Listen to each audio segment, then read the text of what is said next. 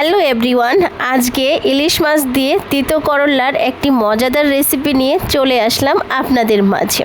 কি ভাবছেন, করলা তরকারি আবার কি করে খাবো? তাহলে দেখে নেন। এখানে আমি কিছুটা করলা স্লাইস করে কেটে নিয়েছি। এখন একটি পাত্রে কিছুটা তেল দিয়ে পেঁয়াজ ব্রাউন করে নিব। এখন দিয়ে দিলাম 1 চা চামচ রসুন বাটা দিয়ে ভালো করে একটু ভেজে নিব, যেন কোনোভাবে রসুনের কাঁচা গন্ধ না আসে। এর মধ্যে সামান্য একটু পানি দিয়ে ভালোভাবে নাড়াচাড়া দিয়ে নিব। নাড়াচাড়া দেওয়ার পরে এর মধ্যে দিয়ে দিব জিরে গুঁড়ো, দিয়ে দিব হলুদ গুঁড়ো, দিয়ে দিব স্বাদ মতো লবণ। তো সব কয়টি উপকরণ একসাথে ভালোভাবে মেশানো হয়ে গেলে এর মধ্যে ইলিশ মাছের টুকরোগুলো এক এক করে দিয়ে দিব।